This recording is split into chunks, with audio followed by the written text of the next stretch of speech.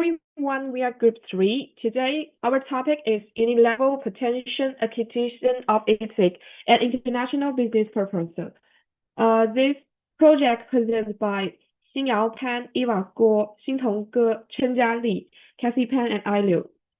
And now, I want to let you know about the introduction.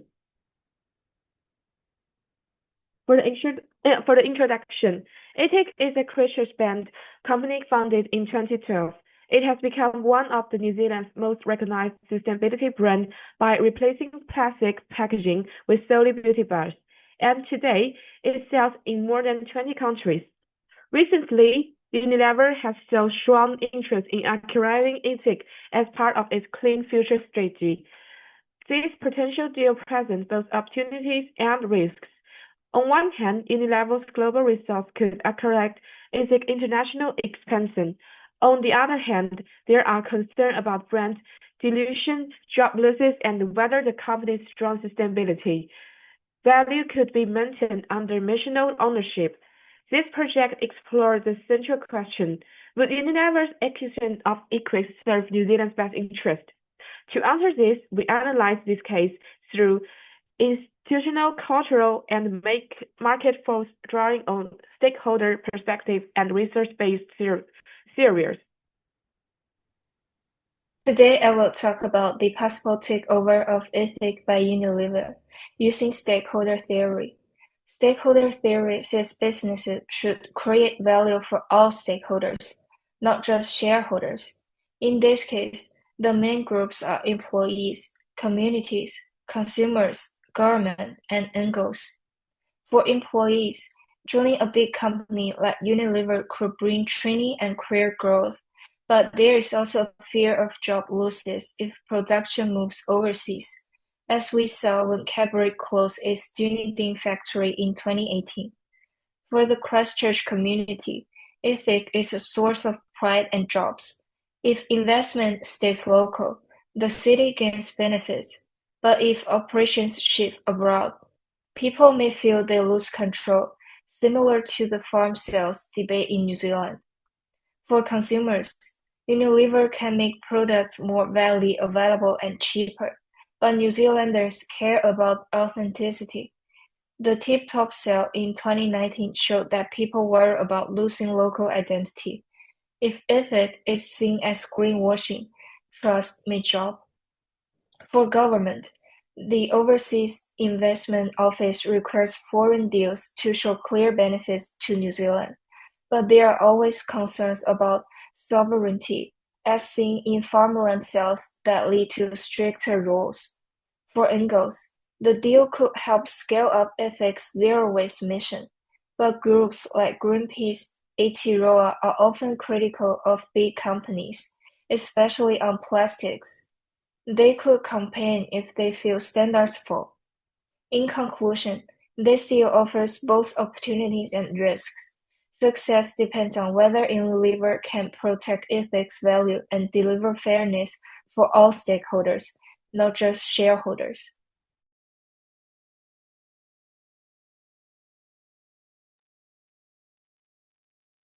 Research on cross-border mergers and acquisition, one of the most challenging but also most critical factors is culture. It's something that is hard to measure. It is often determined whether the deal succeeds or fails. In the case of Unilever's proposed acquisition of the Equix, culture factor appeared at two key levels: the national culture of New Zealand versus multinational corporate culture, and compatibility between the corporate culture of the Equix and the Unilever. First, national culture. New Zealand has a strong identity with moral values deeply embedded in society. Ethics discovery is not just about product, but how it embodies local value of sustainability and innovation. It has become a symbol of the pride.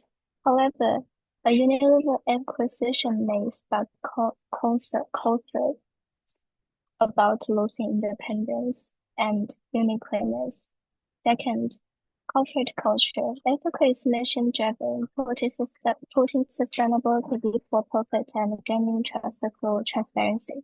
Unilever also promotes sustainability, but its motives are often questioned. If customers perceive action as greenwashing, Unilever could face backlash. Third, customer identification. Ethics customer buy into the value, not just shampoo bar. Past case like the body shop and the L'Oreal show how losing authenticity can damage reputation. If you never remove ethics in the independence voice, it risks losing loyal supporters. However, it's not all risk. Cultural integration can also create opportunities. If Unilever respect ethical value, retain its core team and allow it to maintain decision-making autonomy, while at the same time providing resources and expand its mission globally, then the two cultures could complete each other. This is what the research called cultural synergy, and if done well, it could help advocates philosophy of the sustainability spread to an even larger global audience.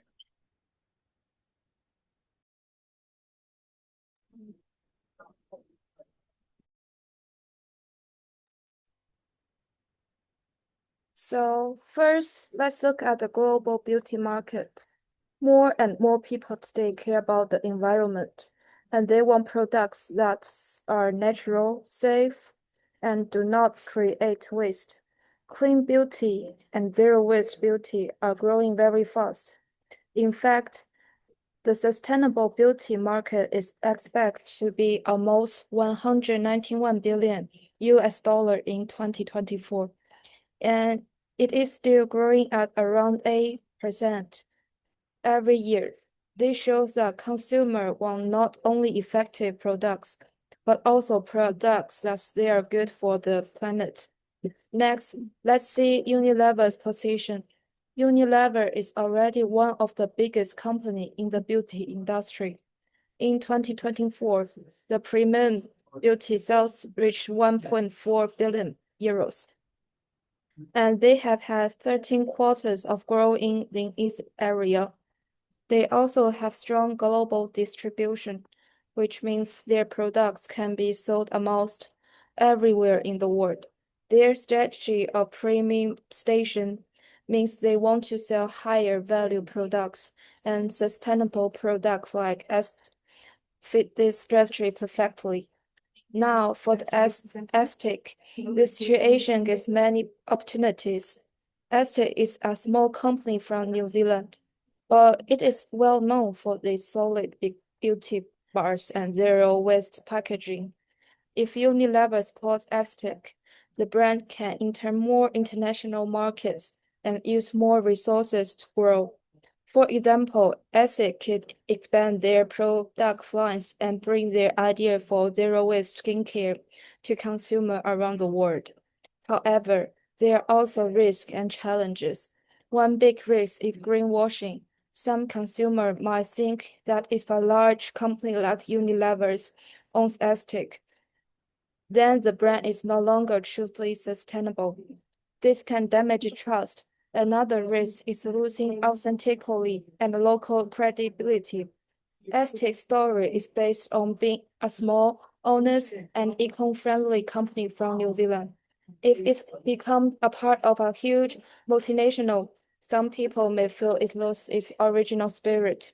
So, in conclusion, the market offers a clear opportunity.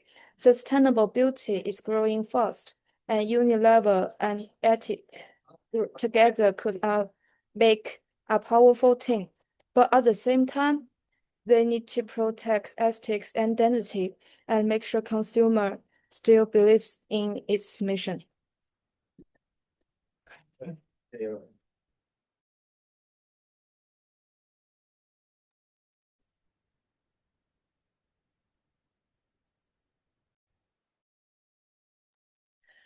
I will focus on the institutional environment that Unilever faces if it acquires ethics in New Zealand. We can look at these two parts, formal rules and the informal rules. First, the formal rules, any foreign takeover needs approval from the overseas investment offers. They only give approval if the deal clearly helps New Zealand. For example, creating jobs, supporting innovation, or promoting sustainability. New Zealand is open to foreign investment, but the checks are strict. It's not automatic. Unilever must show that buying ethic brings real value to the local economy, not just profit for shareholders. Now, the informal rules, public opinion is very important in New Zealand. People care a lot about protecting local bread, and many feel cautious when a big multinational takes over. One major risk is greenwashing. Ethic has a strong image of being truly sustainable.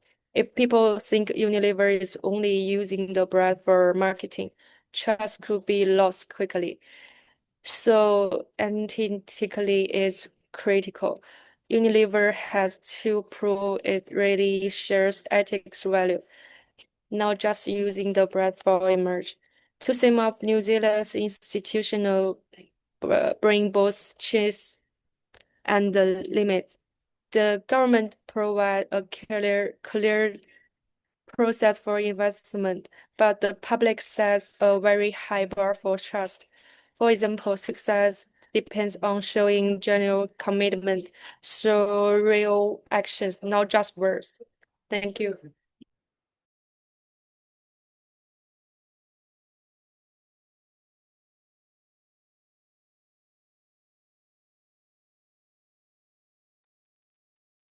So let me conclude with our key findings. This is not just about buying a company, it's about finding the right balance between global growth and the local values. From an institutional perspective, New Zealand's approval process is clear but highly demanding. Unilever must show that this deal brings real benefit to New Zealand, not just more profit for shareholders. The biggest challenge is culture. I think success comes from its focus on sustainability and honesty. This is why people trust it.